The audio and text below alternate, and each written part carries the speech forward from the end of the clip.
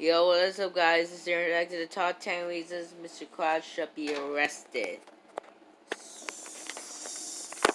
Starting 3, 2, 1, and go. Mr. Krabs seriously needs to be locked up. Welcome to WatchMojo.com, and today we're counting down our picks for the top 10 reasons Mr. Krabs should be arrested.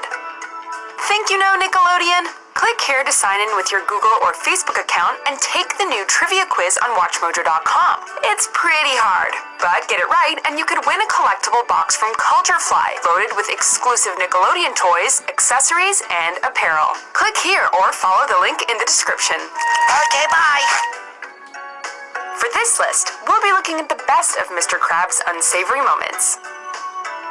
Number 10, breaking and entering. Mr. Krabs is going through a midlife crisis and misguidedly turns to SpongeBob and Patrick to make him feel young again. Are you sure this is what the kids are driving these days? So they take him out on the town, but the wild night Mr. Krabs was hoping for turns out to be pretty mild. That is, until Patrick lets him in on the final activity of the night, the panty raid. Oh, yeah. As if stealing a poor, unsuspecting woman's underpants isn't bad enough, the three climb through a stranger's window in the middle of the night, or who they think is a stranger. What are you doing with my bloomers? This one doesn't land Krabs behind bars, but at least he gets a good old-fashioned grounding from his mother. Number 9, stole secret Krabby Patty formula and framed SpongeBob for it. Everyone knows how top secret the Krabby Patty formula is, and over the years, Mr. Krabs has been very intense about the protection of the secret ingredient. So naturally, he trusts only his most loyal employee, SpongeBob, to pick it up. But when the secret ingredient is stolen en route, Krabs blames SpongeBob for the theft. As it turns out, it was Krabs all along who staged the theft to avoid paying the delivery fee. Ingredient? Am I to understand that you stole the item in question? Well, I wouldn't call it stealing. This time, Mr. Krabs actually does get arrested, and he faces a punishment worse than jail. He's forced to watch as SpongeBob gives away free Krabby Patties for an entire day.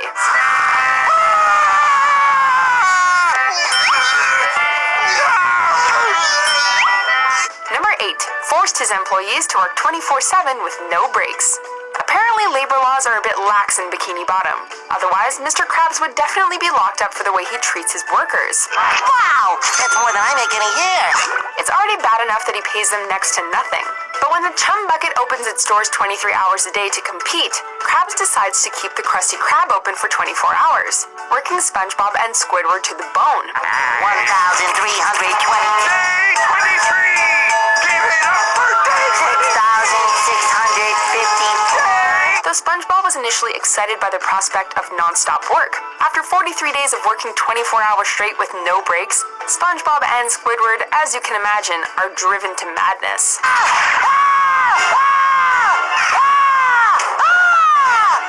told you that shirt was hideous. Number 7, counterfeiting.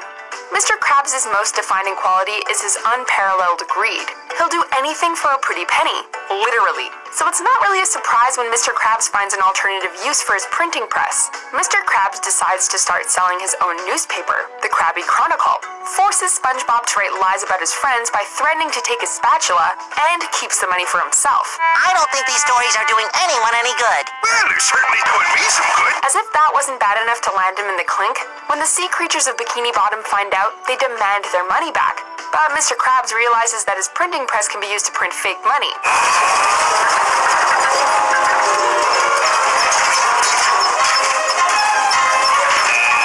Talk about finding a silver lining. Number 6, grave robbing. In Mr. Krabs' newest money-making scam, he holds a garage sale with the trash he's collected. I understand you're selling this rare novelty drink hat. Fresh out! Let me explain.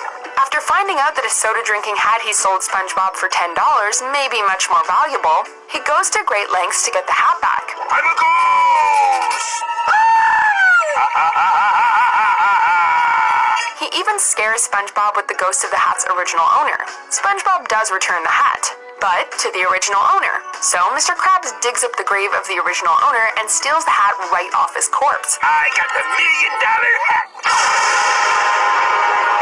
Hey man, that's my hat. Mr. Krabs might not have gotten arrested for this crime, but he was certainly haunted by it.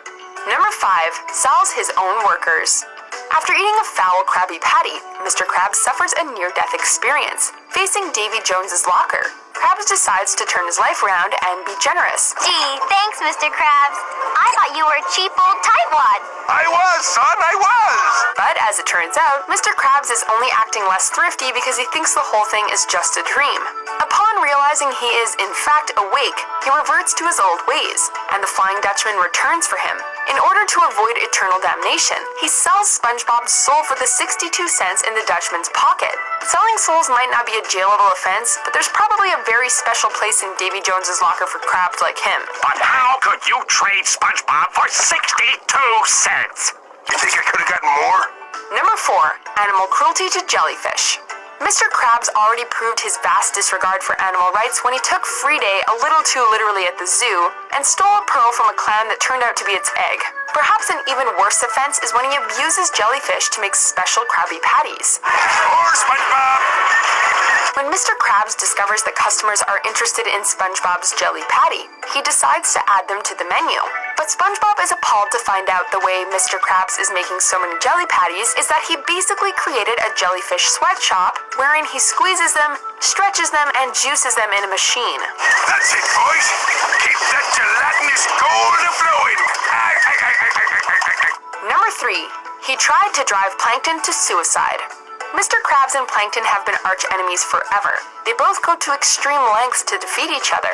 But this time, Mr. Krabs goes way too far. When he discovers that Plankton is afraid of whales, Mr. Krabs does everything he can to exploit his weakness. He borrows one of his daughter's dresses so he can dress up like Pearl and torture Plankton. Plankton is tormented by nightmares of Pearl coming after him, and is convinced she's stalking him in real life. That's it, I'm done.